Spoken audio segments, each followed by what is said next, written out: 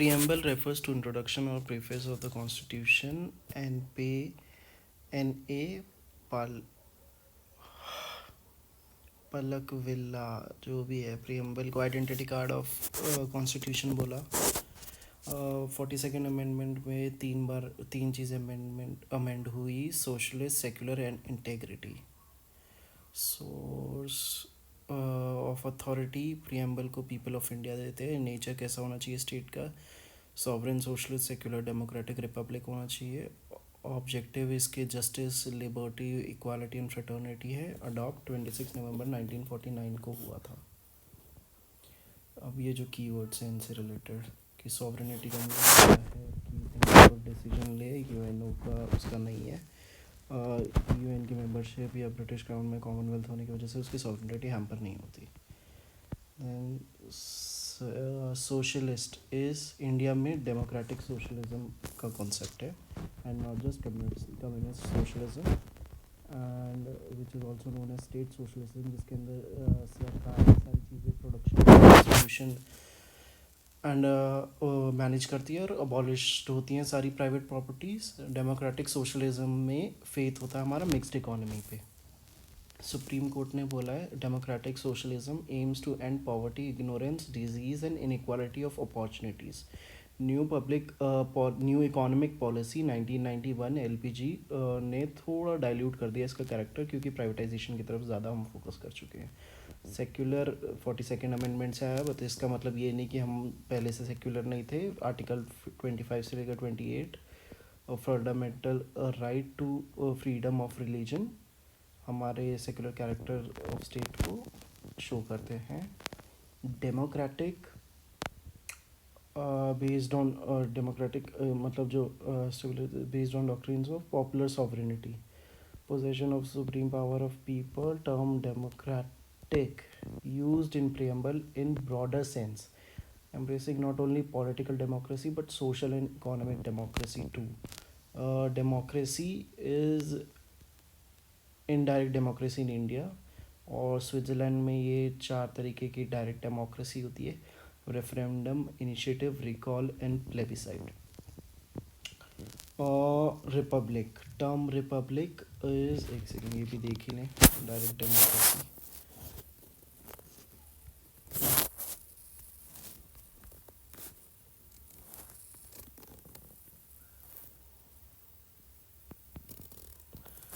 Okay ये रहे, हाँ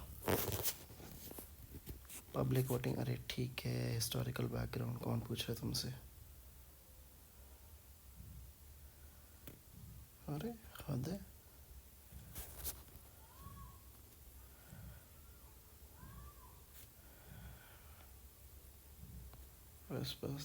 वो सिस्टम, और भाई यही सर्च करना पड़ेगा क्या?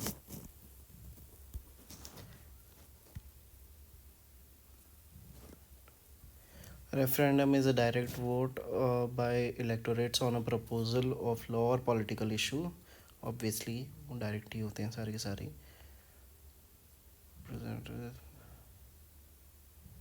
अच्छा ठीक,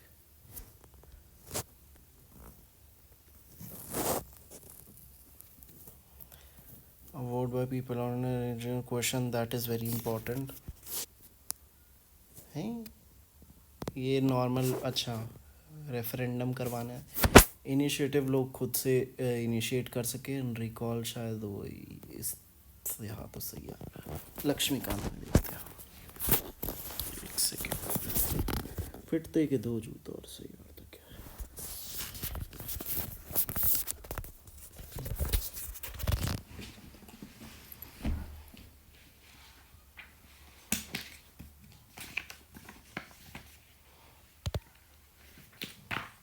प्रियम्बल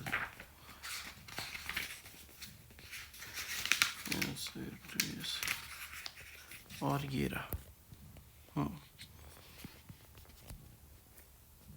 तो ठीक है, डेमोक्रेसी ग्रीक वर्ड है, डेमोस एंड ये थ्योरी जो भी है, क्राइटेरिया का, which means people and rule respectively. Referendum, legislative for the electorate for settlement by direct vote. Okay, is a proposed legislation is referred to electorate. अच्छा, एक propose, अच्छा, लोगों से पूछने के लिए जब उनका ओपिनियन लेना हो तो referendum initiative ways people can propose a bill in legislature for enactment. Recall is when voters can remove a representative of officer before expiry of his term. And plebiscite is opinion तब लेना जब बहुत public importance हो, generally use to solve territorial disputes के लिए. Okay, done. ठीक ठीक ठीक ठीक. देन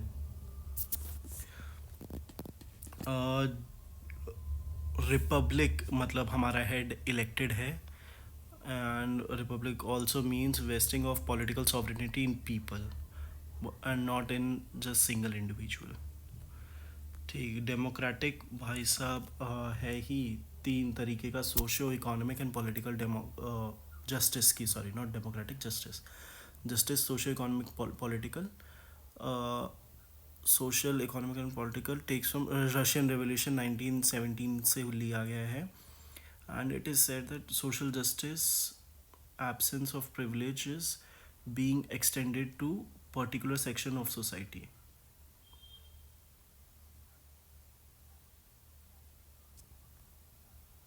मतलब किसी के साथ भी सोशल जस्टिस तब होगा जब एब्सेंट ऑफ प्रिविलेजेस हो. ठीक. Economic justice, non discrimination between people on economic factors.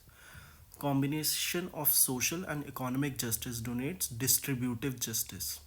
And political justice is all citizens have equal political rights, equal access to all political फलाना ढिकाना, वोट वगैरह कर सकते हैं सरकार में. Liberty, term means absence of restraint on activities of individual. Absence of restraint है. Equality means absence of special privileges.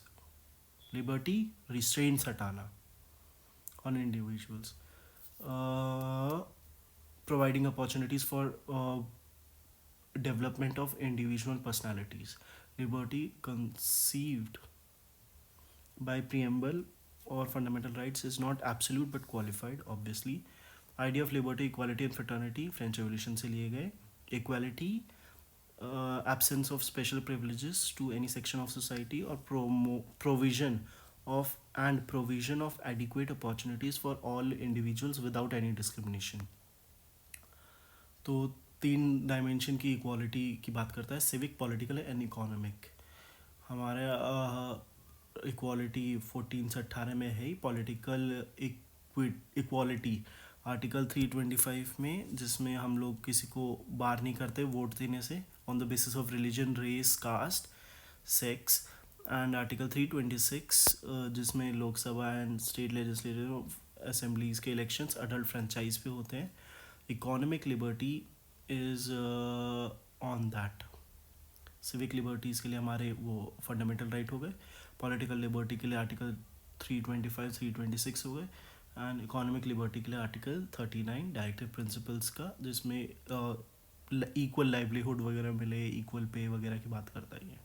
Then fraternity means a sense of brotherhood. Constitution में single citizenship होने की वजह से हमारे आता भी है. प्लस ऑल्सो फंडामेंटल ड्यूटी जो हमारी 51A है उसमें भी ये मेंशन है.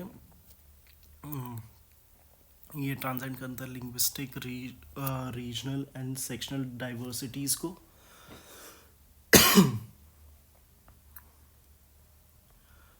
42nd अमेंडमेंट के थ्रू आया था कि मुंशी जो कि मेंबर थे ड्राफ्टिंग कमेटी के कॉन्स्टिट्यूएंट असेंबली में, phrase dignity of individual signifies, क्योंकि हमारा कॉन्स्टिट्यूशन डिग्निटी मतलब ये सबका भी और इंडिविजुअलिस्टिक भी है ये. ठीक.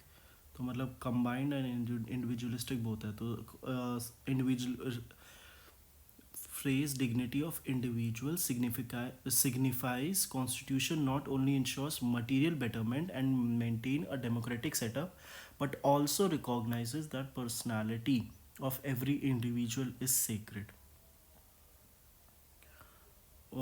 dignity of women by stating that it should be the duty of citizen to renounce practices derogatory to dignity of women and also to uphold and protect sovereignty, unity, and integrity of India. Yes, embraces both physiological and territorial dimension of nation. Article 1 in Union of States. ठीक है. Then significance of preamble. क्या है? Preamble embodies political, moral, and religious fundamental basic philosophies and fundamental values of political, moral, and religious on which constitution is based. Contains grand and noble vision of constituent assembly करता ही है and resembles dreams and aspirations of founding father. K M. Munshi ने preamble को horoscope of a sovereign democratic republic बोला है. मैं 1.5 घंटे का rest लिया है. I am making video please. Sir Alladi Krishna Swamy Iyer ने the preamble to our constitution expresses what we thought or dreamt so far. Pandit Thankur Das Bhartava, Constituent Assembly. The preamble is the most precious part of constitution, sole key of constitution. It is proper yardstick to measure the worth of constitution. Ernest Barker ने बोला है की note है constitution का. ये Hidayatullah chief justice of India रहे हैं. Declaration of independence preamble resemble करता है डिक्लेरेशन ऑफ इंडिपेंडेंस जो कि यूएसए में है, but it's more than A declaration as it is the soul of constitution which lays down the pattern of our political society. It contains solemn resolve which nothing but a revolution can alter. Preamble as part of constitution, amendability of preamble. Controversies इसकी हमेशा रही ही हैं, but at the end Berubari में सरकार ने बोला कि general purpose behind फलाना ठिकाना term in articles is ambiguous and capable of more than one meaning enshrined in preamble. Interpretation objectives. Despite recognition of significance of preamble, opinion preamble is not a part of. Berubari में बोला part नहीं है. फिर हाँ केशवानंद भारती में बोला भाई it is an extreme importance का है, grand ideas and noble vision expressed हैं. And LIC of India versus consumer education and research centre 1995 supreme court के केस में बोला it is integral part of India. The reason for preamble was to while preamble was votes of constitution, the question is that preamble stands a part of India. Preamble part of India है ही, it can be amended. ठीक, इसमें भी केशवानंद भारती में बोल दिया it can be amended, but नहीं. हाँ, petitioner containing that amending power in Article 3 section cannot be destroyed or damaged basic structure की बात कही और fundamental features of constitution which are enshrined in the preamble. 1960 में टेंडर बेरुबारी यूनियन में regards was wrong. Preamble can be amended and subjected to constitution that no amendment is done to the basic structure. ठीक, basic element contained in preamble cannot be altered by any amendment. Preamble amended only so far इसमें यही add हुए थे. Amend किया जा सकता है, दूसरों पार्ट्स को वैलिडेट करने के लिए यूज़ किया जा सकता है एज अ लीगली. एंड हाँ हो भी रखा है अमेंड भी. Then citizenship. इंडिया भारत फलाना ठिकाना. India not a agreement between state, सबको पता है. इंस्ट्रूमेंट ऑफ एक्सेशन साइन किया है क्योंकि सब ने. ठीक, आर्टिकल 2 में एडमिट करना हो किसी नई स्टेट को या मतलब टेरिटरी एक्वायर कर रही हो तो admission of state which are duly formed और already in existent and establish not in existence अगर पहले हो तो वो इसमें होता है. And article 3 constituent amendment use करता है when French and Portuguese territories were taken by India and admitted into India's as union territories. Though Daman and Diu, Dadar Nagar and Pondicherry. हाँ.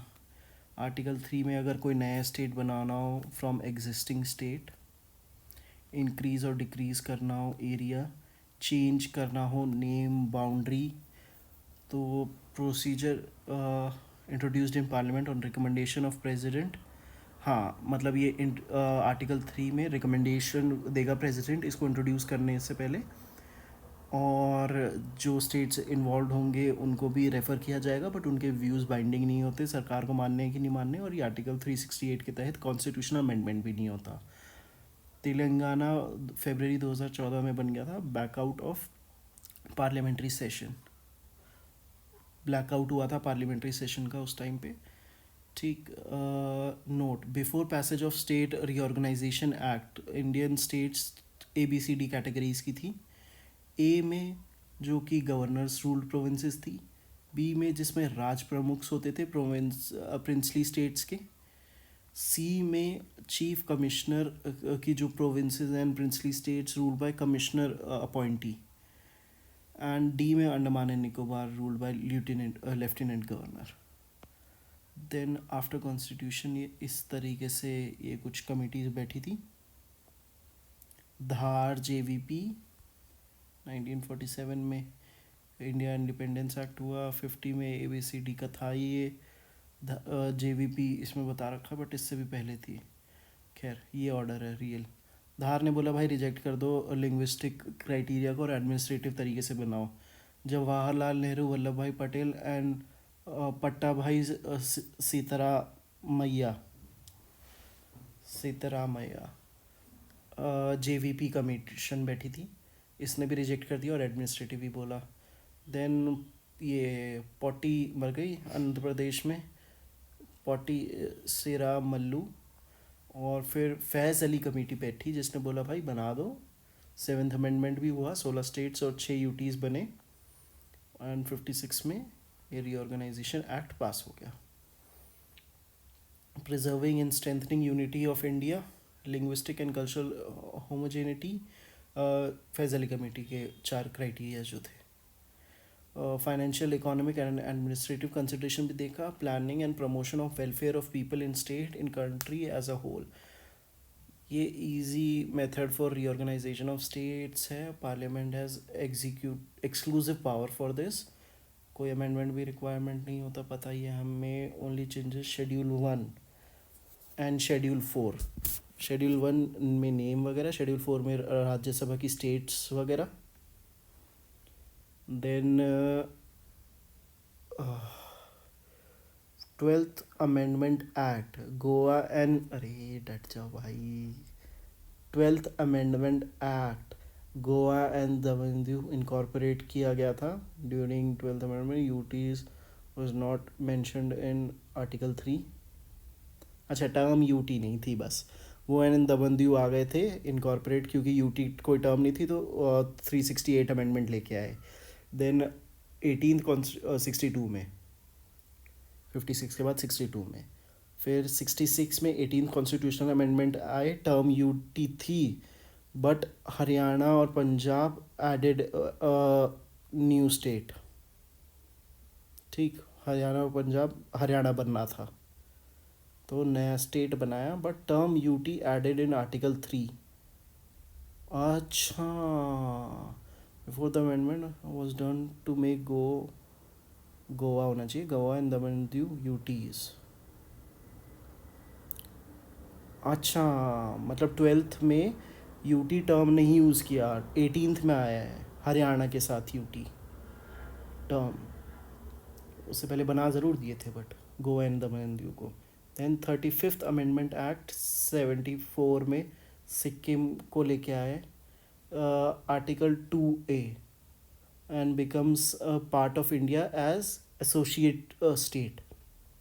टर्म्स एंड कंडीशंस जो schedule 10 में थी ये अब change कर दिया गया, हट गया क्योंकि रिपील कर दिया इन दोनों को 36th अमेंडमेंट के तहत एक साल बाद ही 75 में.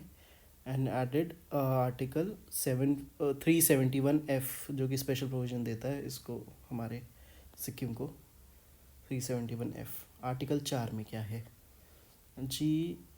आर्टिकल 4 में amendments under article 2 and 3, not amendment under article 368 pass by simple majority, पता ही है हमें।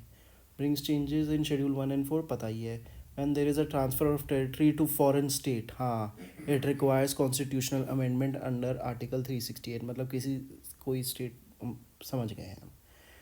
इंडिया कहीं से भी टेरिटरी देगा अगर किसी को तो दिक्कत है, कॉन्स्टिट्यूशनल अमेंडमेंट करने की ज़रूरत है। 100 कॉन्स्टिट्यूशनल अमेंडमेंट इंडिया और बांग्लादेश के बीच में हुआ, बट अगर टेरिटरी ले रहा है तो कोई दिक्कत नहीं है, आर्टिकल 2 के तहत ले सकते हो। सिटीजनशिप 5 से 11 सिटीजनशिप, तो कॉन्स्टिट्यूशन में सिंगल सिटीजनशिप ही है। टू रेगुलेट, पार्लियामेंट को पावर देता है आर्टिकल 11 रेगुलेट करने के लिए। Rights only available to citizens कौन से हैं? 15, 16, 19, 20 और 30। 15, 16 शुरुआत के दो, फिर 19, 20 इक्वालिटी के स्टार्टिंग के दो, फ्रीडम के स्टार्टिंग के दो, and last 30। Okay, right to vote भी है, not to people in jail दो। कंटेस्ट इलेक्शन कर सकते हैं obviously. Eligible to hold certain public offices जो सिर्फ इंडियन कर सकते हैं। These are president, vice president, governor, जज of SC high court, attorney general and advocate general etcetera. ठीक, these are the articles. Now then, हाँ, constitution provision for citizenship and commencement of constitution किस तरीके से है जी? ये 4 तरीके से आपको सिटीजनशिप मिल सकती है। या तो डोमिसाइल हो, आप रहते हो इंडिया में, आप कि आपके पेरेंट्स रहते हों, ठीक है, ऑर्डिनरी रेजिडेंट रहे हो 1945 तक, prior to constitution of India, ठीक।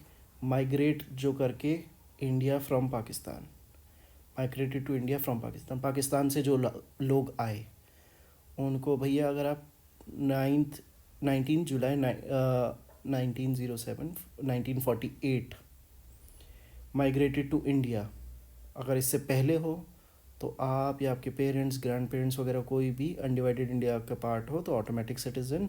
इफ़ नॉट, और या इसके बाद हो, देन आपको 6 महीने वेट करना पड़ेगा।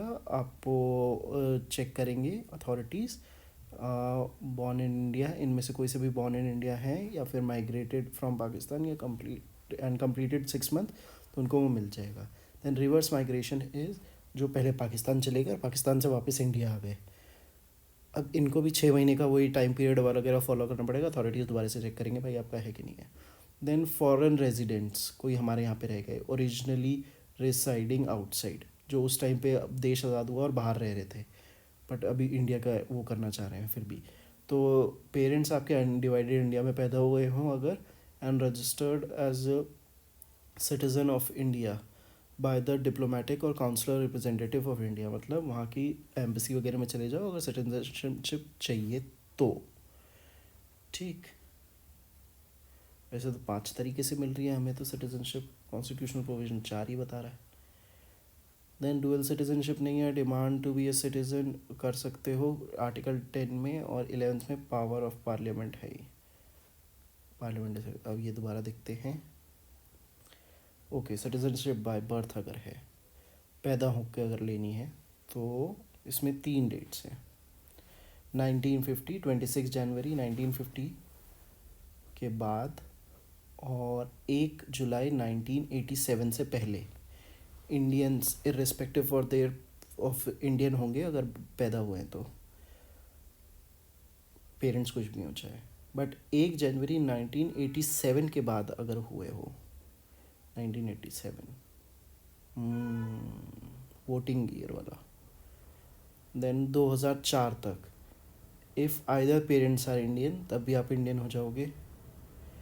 लेकिन अगर आप, ये क्या है, 26 जनवरी 1950 से लेकर 1987 तक में फिर से वही वाला आ गया, हाँ, 1 July 1987। If both the parents are Indian, और if one parent Indian and other isn't illegal migrant, a person who came to country against the law and doesn't have legal, हाँ ठीक है, नहीं है तो भी वो सिटीजन है. देन बाय डिसेंट,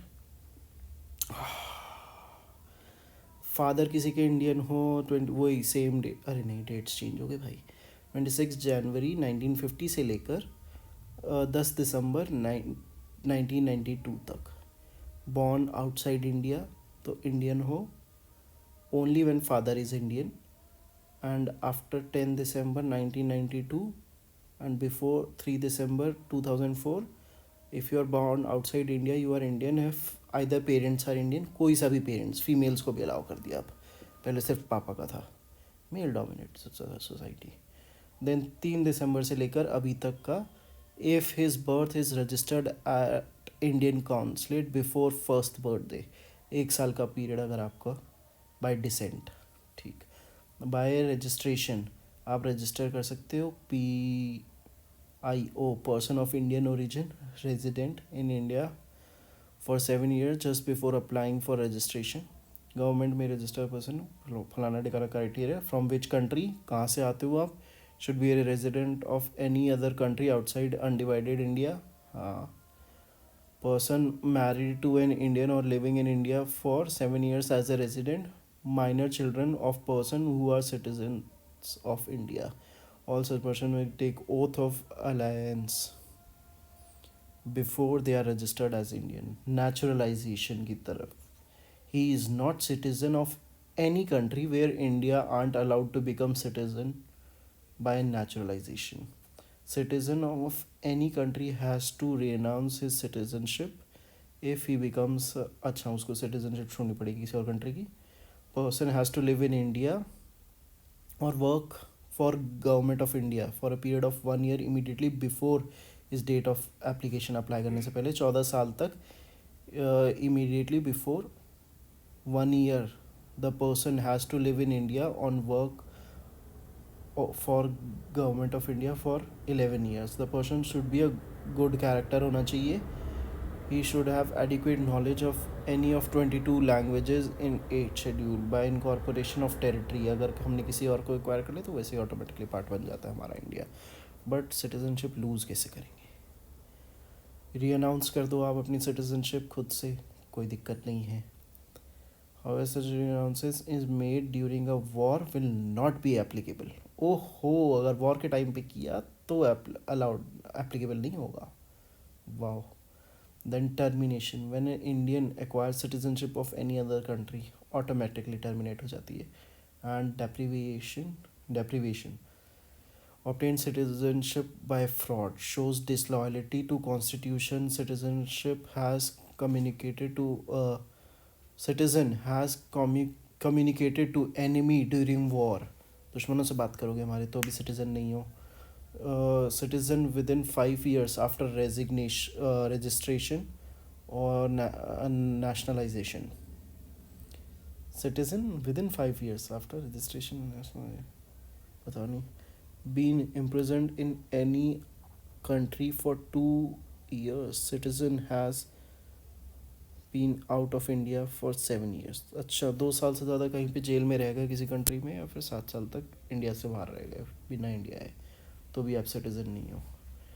अमेंडमेंट क्या थे इसके issues. Violation of principle of secularism as a deprive citizen of Muslims that amount to discrimination religion का है.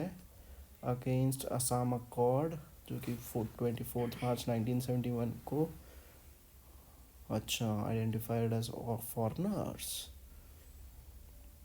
How to identify immigrants who is religiously present. It left Rohingyas from Myanmar, Tamils from Sri Lanka. Government का respond for naturalization 31st December 2014. Clarify that Pakistan, Bangladesh, Afghanistan and Islamic Republic theoretical state. Muslims are majority in these, therefore cannot be treated as persecuted minorities. Persecuted minorities नहीं treat कर सकते. Constitution aims to grant citizenship rather than take away someone's citizenship. For other communities, Muslims, Government will examine the application on case to case basis. The bill will be a boon to people who are being targeted because of religion in three Islamic governments countries governments also quoted this Desai Liaquat Pact 1950 को ओहो for protecting the rights of minorities for bringing एक से 1950 नहीं है भाई constitution ही बन गया था बट उससे पहले गए 45 के आसपास गए. After independence, India has conceived twice the minorities in its neighbor are its responsibilities. First time immediately after Pakistan, second during Indira Mujib Agreement 1972 when India observed 1.2 million refugees. Most of the people were not Muslim.